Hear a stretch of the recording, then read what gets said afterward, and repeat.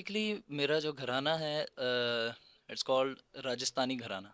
हुँ। मैं राजस्थानी घराने से हूँ। मेरे ग्रैंडफादर वो सब बिलोंग करते थे इंडिया से, राजस्थान से।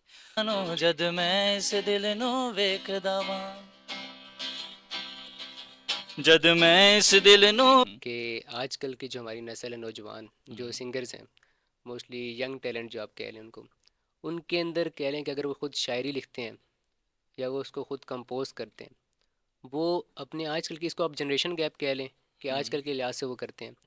कि तन तंदूर ते हड्डियां बालन असां हावां नाल तपाया, हाँ, कर कर बुकियां असां कीते पेड़े उतों इश्क पल्ले थण लाया, तन दी हांडी उते मन दा सालन उतों लूण सबर दा पाया, पाया। गुलाम फरीदा वे मैं सारी तेरी तेनू हजे एतबार ना आया। सी लगन इस लम्हे। अस्सलाम वालेकुम नाजरीन, मैं हूँ आपका host Abdullah Nazeer. Welcome to the new podcast. और आज हमारे साथ एक ऐसी शख्सियत मौजूद हैं जिनका ताल्लुक़ मौसीकी से है और वो सुर और लय को बखूबी जानते हैं। इनके काफ़ी शागिर्द भी हैं। और अभी रिसेंटली एक ग्रीन एंटरटेनमेंट टीवी चैनल में एक ड्रामा सीरियल था इडियट के नाम से, उनका इन्होंने जो है वो ओएसटी सॉन्ग भी गाया है जिसका नाम है मैनू फ़र्क नहीं पैंदा कौन हाँ मैं। So without wasting your time हम मिलवाते हैं हमारे आज के गेस्ट से। सो वेलकम माजिद अख्तर मान सर, कैसे हैं आप? अल्हम्दुलिल्लाह ठीक ठाक, आप ठीक हैं? अल्लाह का शुक्र। अच्छा, तो माजिद भाई, आपसे एक सवाल है मेरा हम्म, कि ग्रीन एंटरटेनमेंट टीवी चैनल का आपने जो है अभी ओएसटी सॉन्ग जो है गाया हम्म। है, वो लिखा किसने था, उसकी कंपोजिशन किसने की, इसके बारे में थोड़ा सा बता दें। मेरे एक बहुत अच्छे दोस्त हैं, साजी गुल नाम है उनका, जो हमारी पाकिस्तान ड्रामा इंडस्ट्री के ही बहुत अच्छे राइटर हैं। हम्म, वो हम्म, कंटेंट राइटिंग टीम में होते हैं ग्रीन एंटरटेनमेंट की। सो मुझे उन्होंने बोला कि एक न्यू ड्रामा है इडियट, हम्म, अहमद अली अकबर का बहुत फेमस करेक्टर है। हम्म, सो उसके लिए उन्होंने मुझे कहा कि तुम्हारी आवाज़ बहुत अच्छी है, तो उसके लिए फ़ील कुछ ऐसी चाहिए जो कि तुम्हारी आवाज़ में है। पंजाबी और देसी फ़ील चाहिए। अच्छा। सो वो मुझे लेकर गए मेजर इमरान रज़ा, जो सीईओ हैं ग्रीन एंटरटेनमेंट के। मेजर इमरान रज़ा। मेजर इमरान रज़ा। मुझे लगा पहले कि आर्मी का बंदा है, शायद कुछ मिजाज में फ़र्क होगा, लेकिन he was a nice guy. और उनके साथ मैं मिला, बैठा। उन्होंने मुझे एक कुछ लाइंस लिख कर दी पहले कि आप कंपोजिशन कर लेंगे इस चीज़ की। मैंने कहा जी बिल्कुल कर लूँगा। हम्म, तो उन्होंने लाइंस लिखी और मैंने उनसे पूछा कि लाइंस सुन के भी ना, लाइंस देख के पढ़ के मुझे प्रॉपर स्टोरी का आइडिया नहीं हुआ। मैंने उन्हें कहा कि मुझे आप पहले ड्रामा की पूरी स्टोरी जो थीम है मुझे वो बताएं। उन्होंने गाइड किया। सो आई थॉट यार ये तो टोटली मेरी लाइफ पे बेस्ड है ये स्टोरी। सो मैंने उस चीज़ को ना फिर एक कैफियत में डूब के, और मतलब अपने ऊपर तारी करके, जो हम्म, कैफियत तारी की जाती है उस तरह से करके मैंने मेजर इमरान रज़ा उनको मैंने बोला कि सर मुझे 10 मिनट चाहिए। मैं 10 मिनट के लिए बाहर चला गया, और बाहर जाके फ़ोन से लिरिक्स निकाले हुए हैं मैंने, और साथ साथ गुनगुना रहा हूँ। थोड़ा थोड़ा करते करते मैंने पहले राग देखा कि किस राग में अच्छा लगेगा। मैंने देखा सैडनेस है इसमें, देन सैडनेस के भी अलग राग होते हैं। हम्म, तो मैंने राग चारों कशी में और राग देश में, ये दो चीज़ों को मैंने हम्म, मिक्सर रखा, बिकॉज उसमें उस ड्रामा में ना एक बड़ी इंटरेस्टिंग चीज़ जो थी, देखें जहाँ पे खुशी होती है गमी भी होती है, और जहाँ गमी है वहाँ खुशी होती है। बिल्कुल। तो मैंने उन दोनों चीज़ों को बहुत बैलेंस करके मैंने ये कंपोजिशन की थी वहाँ पे। बेहतरीन बेहतरीन। अच्छा, एक और बात कि अब डिफरेंट जो सिंगर्स होते हैं वो प्रॉपर किसी घराने से जो हैं वो होते हैं। आप, मैंने इंट्रोडक्शन में शायद थोड़ी सी कमी जो है वो की है, अब मैं इतना टाइम शॉर्ट था। तो अब आप जो है मुझे थोड़ा सा इंट्रोडक्शन अपने बारे में थोड़ा और बता दें कि आप जो है किस घराने से ताल्लुक़ रखते हैं या आपके उस्ताद कौन है। आप खुद तो से उस्ताद हैं, सिखाते हैं लोगों को, तो आपके उस्ताद कौन है ये जानना चाहती है ऑडियंस। बेसिकली मेरा जो घराना है इट्स कॉल्ड राजस्थानी घराना। हम्म, मैं राजस्थानी घराने से हूँ। मेरे ग्रैंडफादर वो सब बिलोंग करते थे इंडिया से, राजस्थान से। सो माइग्रेट होके गुजरांवाला आ गए थे। और मैंने सीखना स्टार्ट किया था व्हेन आई वाज 4। और क्लासिकल म्यूज़िक सीखना स्टार्ट किया, साथ साथ गिटार भी स्टार्ट किया। मुझे बहुत शौक था, लेकिन मेरे जो ग्रैंडफादर थे उन्होंने मुझे कहा कि गिटार अगर प्ले करना है ना, तो इस तरह से प्ले करना कि गिटार के अंदर से 7 सुर पूरे नज़र आने चाहिए। हाँ, ठीक है, बिकॉज गिटार बहुत से लोग प्ले करते हैं, और मुझसे तो बहुत अच्छा प्ले करते हैं लोग, बहुत से लोग मैंने देखा। लेकिन एक जो मोड होता है ना, मोड और मूड दोनों, हम्म, वो मैंने टोटली डिफरेंट रखा उन सबसे। मैंने कहा कि मैंने सीखना है तो मैं सीखूंगा क्लासिकल, बिकॉज शुरू से ही क्लासिकल का वो एक ऐसा चस्का पड़ा था ना मुझे। मैं सुनता था, ग्रैंडफादर मेरे बहुत अच्छे कव्वाल थे वो। और मैं हम्म, बचपन में एक बड़ी इंटरेस्टिंग बात बताता हूँ आपको। मैं जब रोता था ना, मुझे मारते थे डांटते थे जब हम्म, रोता था, तो दादा अबू ना मुझे कहते इधर मेरे पास बैठ। मैं पास बैठता था। मेरी ग्रैंड मदर को कहते थे कि हारमोनियम लेकर आए। हारमोनियम सामने रखा और मुझे वहाँ पे ना कीज पे प्रेस करके और प्ले करके कहते हैं मज़ा नहीं आ रहा, पंजाबी में कहते हैं होर उच्चारो, मज़ा नहीं आ रहा है, अच्छा। होर उच्चारो। तो इस तरह से उन्होंने करते करते सिखाना शुरू किया। बाद में उनकी डेथ के बाद फिर बाबा ने सिखाना शुरू किया। हम्म, तो वो सिलसिला अभी तक चलता आ रहा है। तो मैंने मौसीकी मैंने अपने घर से ही सीखी। उसके बाद गिटार्स की जहाँ तक बात आती है, तो पटियाला घराना बहुत बड़ा घराना है। उसमें उस्ताद इदरीस साहब, जिन्होंने लियो ट्विंस को तैयार किया, हम्म, अब उनके बेटे सर हसन अली। मैंने हाँ, गिटार की जर्नी उनके साथ स्टार्ट की। मैंने उन्हें बहुत मतलब बहुत मिन्नत की मैंने उनकी, टू बी वेरी ऑनेस्ट, कि मुझे सिखाएं आप, क्योंकि वो जितने बड़े घराने से हैं और जितने बड़े बाप के वो बेटे हैं, हम हम्म, लोग समझते हैं इस चीज़ को। बिकॉज़ हमारा म्यूज़िक जो है ना, हमारे लिए मतलब रूह के बहुत करीब है। हम्म, रूह के करीब भी नहीं, मैं ये कहूँगा कि मौसीकी जो है ना वो रूह ही है, आपकी रूह है। हम्म, ठीक है, वो अंदर जाके ना वो आपके रूह का हिस्सा बनती है वो चीज़। तो मैंने फिर उनसे सीखना शुरू किया और अभी तक सीख रहा हूँ। अच्छा, तो अभी आपने भी एक बात की कि जो हम्म। है वालिद साहब जो हारमोनियम पे की रखते थे, प्रेस करते थे, रोना भी है तो वो भी सुर में रोना है। हाँ, मैं ये कह सकता हूँ कि मैं बचपन में रोया भी सुर में था। वाह क्या बात है। अच्छा, तो अभी हम दिल कर रहा है कुछ सुने हम, तो आपने जो भी गाना ओरिजिनल जो आपने ग्रीन के लिए गाया है, वो थोड़ा सा हम्म। सुना दें गुनगुना के। हाँ, मैं ज़रूर सुना देता हूँ। अच्छा, इसमें सबसे अच्छा प्लस पॉइंट मेरे लिए पता क्या था? बिकॉज़ पंजाबी जो है ना, वो हमारी ज़ुबान ही पंजाबी है, गुजरांवाला की। और मेजर इमरान रज़ा वो माशाल्लाह इतने टैलेंटेड पर्सन है ना वो। अगर वो इंडस्ट्री में है ना, तो उसकी रीज़न मुझे पता चली हम्म, इसी जब उन्होंने लिरिक्स लिख के मुझे दिए ना, उससे पता चली कि उन्होंने सिर्फ मेरा एक्सेंट देख के उन्होंने लिरिक्स ऐसे लिखे कि जो इसके एक्सेंट पे बैठेंगे पूरे। हाँ, और ये बहुत बड़ी आर्ट होती है। मैं आपको सुनाता बिल्कुल। हूँ। हम्म, आ,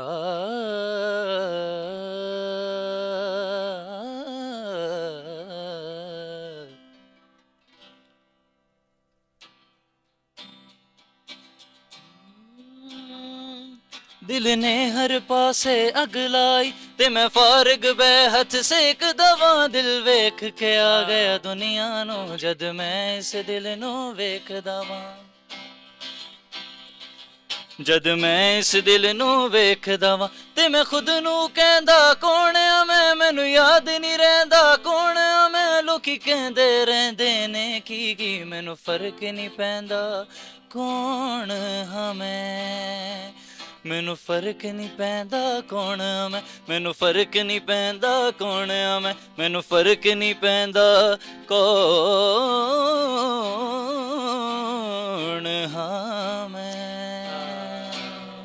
कमाल कमाल कमाल। अच्छा, गाया तो आपने बहुत सुरीला और बहुत खूबसूरत अंदाज में गाया है। बहुत शुक्रिया।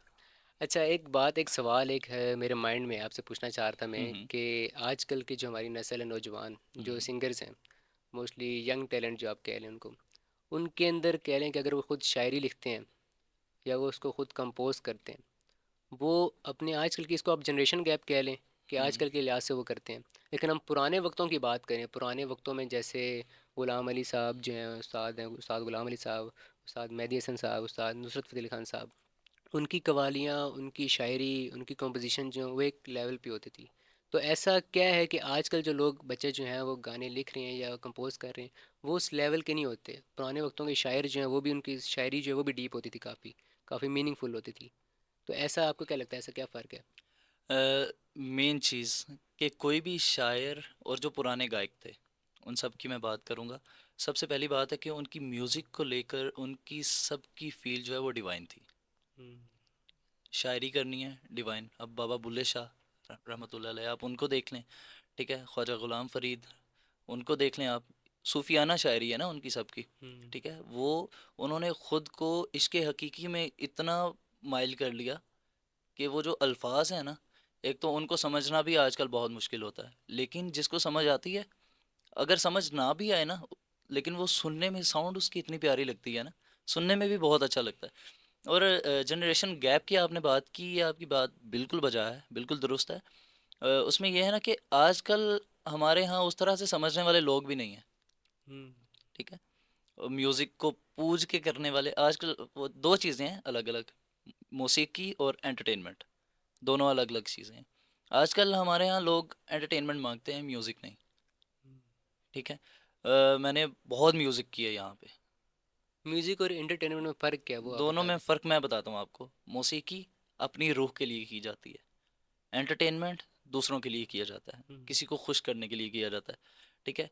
और सम टाइम ऐसा होता है कि आपकी मौसीकी ही आप एक थर्ड पर्सन के लिए वो एंटरटेनमेंट बन जाती है। अगर मौसीकी एंटरटेनमेंट बन जाए ना, तो वो सुर की सच्चाई होती है। हम्म। सुर की सच्चाई जब निकलती है तो वो ऑटोमेटिकली वो सारी फील जो है वो जाती ही डिवाइन की तरफ है, डिवाइन लव की तरफ। तो आप शायरी के बारे में क्या कहना चाहेंगे, आजकल की शायरी जो लिरिक्स होते हैं, हम जो लिरिक्स लिखते हैं। तो लिरिक्स जो लिखते हैं, आप बिल्कुल सही कह रहे हो, ये बहुत बड़ा पॉइंट है। अब एक आपको मैं शायरी एक छोटी सी सुनाता हूँ कि बाबा ख्वाजा गुलाम फरीद रहमतुल्लाह अलैह उनकी लिखी हुई है कि तन तंदूर ते हड्डियां बालन, असां हावां नाल तपाया, हाँ, कर कर बुकियां असां कीते पेड़े, उतों इश्क पल्ले थण लाया, तन दी हांडी उते मन दा सालन, उतों लूण सबर दा पाया, पाया। गुलाम फरीदा वे मैं सारी तेरी तेनू हजे एतबार ना आया। सो इसका सारा इसका मतलब मैं आपको बता देता हूँ क्या बनता है शॉर्टली। इसका मतलब सिर्फ यही है कि एक महबूब है, ठीक है, वो एक मुहिब है, हम्म। ठीक है, वो अपने प्यार का इजहार कर रहा है। अब अल्फाज कितने पाकीज़ा अल्फाज इस्तेमाल हुए हैं, ठीक है। किसी किस्म के आए हाय ओए होए बदो बदी इसमें यूज़ नहीं हुआ हुआ। बदो बदी। बदो बदो बदी बदी भी सुनना चाहेंगे हम वैसे थोड़ी देर बाद नहीं, शायद। मैं नहीं सुना सकता बदो बदी। बदो बदी उस का जो ओरिजिनल वर्जन सुना देना आप, जो मैडम नूर जान ने गाया हो। वो इतनी बड़ी सिंगर थी कि मैं उनको गाते हुए हज़ार बार सोचूंगा, ठीक है। उनको गाना बहुत मुश्किल है। एक हम्म। तो उनका जो वोकल टेक्सचर था, सीने की आवाज़, और उस तरह से इतना रियाज करके और इतनी दुआओं के साथ गाना। चाहत फतेह खान साहब जो हैं वो आजकल बड़े मशहूर हैं, फेमस हैं वो यार तो। सबसे पहली बात तो मुझे चाहत लफ्ज़ के साथ ना फ़तेह अली ख़ान लगाना बहुत बुरा लगता है, अच्छा। क्योंकि फ़तेह अली ख़ान साहब बहुत बड़े उस्ताद गुज़रे हैं एक। हम्म। और उनकी जो मौसीकी है और उसका असर जो है ना, वो अभी तक ये जितने तमाम म्यूज़िकल फैमिलीज़ हैं, उनकी रगों के अंदर जो खून है ना, उस खून के अंदर भी उनकी मौसीकी का असर है अभी तक।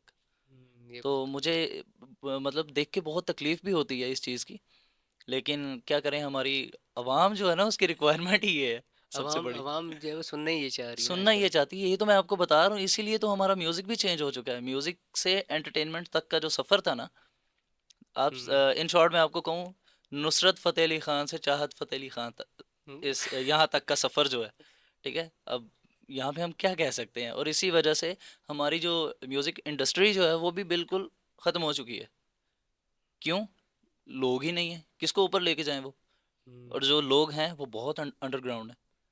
नहीं, अब हमारे पाकिस्तान में इतना बेतहाशा टैलेंट, यंग टैलेंट बहुत मौजूद है। टैलेंट है, बहुत टैलेंट है हमारे यहाँ पे। उनको इसीलिए उनको लोग जानते नहीं है। क्यों? उसकी रीज़न ये है कि चाहत फ़तेह अली खान ये और इन जैसे और भी बहुत से लोग हैं, ठीक है। एंटरटेनमेंट करें, ठीक है, एंटरटेनमेंट एक लिमिट तक होता है, ठीक है। इट डजंट मीन कि आप उसको उठा के इंडस्ट्री में घुसाएं उस चीज़ को, या फिर उसको बहुत ज़्यादा आप अपने ऊपर हावी कर लें। यार कोई इतनी डिवाइन चीज़ तो नहीं वो गा उनके रहा जो उनके तो काफ़ी शागिर्द भी हैं उस्ताद चाहत फतेह शागिर्द। खान अब साहब। यार मैं कुछ नहीं कह सकता, नो कमेंट्स। अच्छा। अच्छा, मैं सवाल करना चाह रहा था कि पाकिस्तान में काफ़ी यंग टैलेंट मौजूद है, हम्म। लेकिन ऊपर नहीं आता हम्म। क्योंकि पाकिस्तान में ऐसा कोई प्लेटफॉर्म्स नहीं है, तो इसके हम्म। बारे में आपका क्या ख्याल है। वाकई पाकिस्तान में रहते हुए अगर आप ये सोचते हैं ना कि आप बहुत बड़े सिंगर बन सकते हैं, ठीक है, तो आप गलत हैं। वो लेकिन कैसे। लेकिन कहीं ना कहीं आप ठीक भी हैं। अगर आप ट्रेंड को फ्रेंड बनाएंगे तो आप फेमस हो सकते हैं, इजीली हो जाएंगे, कोई मसला नहीं है उसका। लेकिन अगर आप मौसीकी करके फेमस होना चाहते हैं तो बहुत मुश्किल है। उसकी रीज़न सबसे बड़ी ये कि मौसीकार जो हमारे गुजरे हैं वो ऑलरेडी बहुत सीनियर्स थे, हम्म। ठीक है। अगर उनके लेवल से कोई ऊपर मौसीकी कर सकता है देन वो फेमस हो सकता है, अदरवाइज नहीं, कभी भी नहीं हो सकता, ठीक है। सेम एज आप देख लें उस्ताद मेहदी हसन खान साहब, उस्ताद गुलाम अली खान साहब, हम्म। उन जैसा अगर कोई गज़ल उन जैसी गा सकता है ना, या उनसे अच्छी अगर कोई गा सकता है देन वो फेमस हो सकता है। नहीं, वो तो बड़ी दुनिया वो तो। मौसीकी करके वो फेमस हो सकता है, हम्म। अदरवाइज आपने फेमस होना है तो बेस्ट ऑप्शन है, एंटरटेनमेंट शुरू कर दो, दैट्स इट। अच्छा, इंडिया की जो म्यूज़िकल इंडस्ट्री है हम्म। उसमें आपका फेवरेट सिंगर कौन है? यार इंडियन म्यूज़िक इंडस्ट्री की ना, मुझे एक चीज़ सबसे पहले मैं बताना चाहूँगा कि मुझे बहुत अच्छी लगती है। वो ये है कि वो ये नहीं देखते कि इसकी एज क्या है, छोटा बच्चा है या बूढ़ा है। हम्म, अगर उनको कहीं पे एक सच्चा सुर नज़र आता है ना, तो वो उसको खींच के लेकर आते हैं सामने, वाह बहुत क्या बात उसको है। प्रोमिनेंट करते हैं वो लाकर। ठीक है, इस मामले में सल्यूट है इंडिया को, नो डाउट। तो आपका फेवरेट सिंगर कोई इस म्यूज़िक फेवरेट इंडस्ट्री में? सिंगर्स मेरे बहुत हैं, मैं किसी को मतलब बुरा नहीं कहूँगा। ठीक है, सभी बहुत अच्छे हैं। और लेकिन वो होता है ना कि कुछ लोग ऐसे होते हैं जिनकी म्यूजिकली पर्सनैलिटी जो है ना, वो हम्म, आपको बहुत अट्रैक्ट करती है। तो उनमें फर्स्ट ऑफ ऑल मैं मेंशन करूँगा उस्ताद हरिहरन साहब को, हम्म, जो कि बहुत ख़तरनाक किस्म के गायक भी हैं और कंपोज़र भी हैं। मैं बहुत शौक से सुनता हूँ उनको। उनका एक गाना वो जो तू ही रे, वो भी सुनता रहा हूँ। और तो हीरे आप आपने जिक्र कर ही दिया तो सुना ही दें थोड़ा सा। नहीं, बहुत ख़तरनाक गाना है यार, प्लीज़। थोड़ी सी वो पंजाबी में कहते हैं हाथ थोला रखो। अच्छा, इंडियन अच्छा। म्यूज़िक कोई भी और ऐसा कोई गाना इंडिया का कोई हो हाँ, सॉन्ग? मैं बता देता हूँ आपको। और हरिहरन जी के अलावा अरिजीत सिंह बहुत अच्छा गाते हैं। और मैम श्रेया घोषाल, सोनू निगम, मुझे ये इन सब की आवाज़ बहुत प्यारी लगती है। क्या बात है इन सब की। सो मैं अगर आप इंडियन म्यूज़िक की बात करें तो उसमें मैं आपको सोनू निगम जी का एक गाना जी जी सुनाऊंगा। ज़रूर। वो बहुत फेमस गाना है, सभी ने सुना हुआ चलिए स्टार्ट करें, बताएं ना, बेशक पहले पहले आप स्टार्ट है। करें। सरप्राइज है।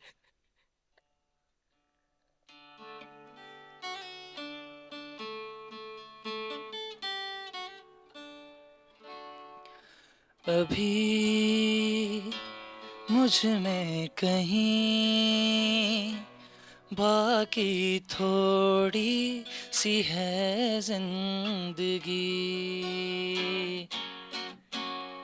जगी धड़कन नहीं, जाना जिंदा हूँ मैं तो अभी। कुछ ऐसी लगन इस लम्हे में है, ये लम्हा कहाँ था मेरा, अब है सामने, इसे छू लूं जरा, मर जाऊं या जी लूं जरा, खुशियाँ चूम लूं या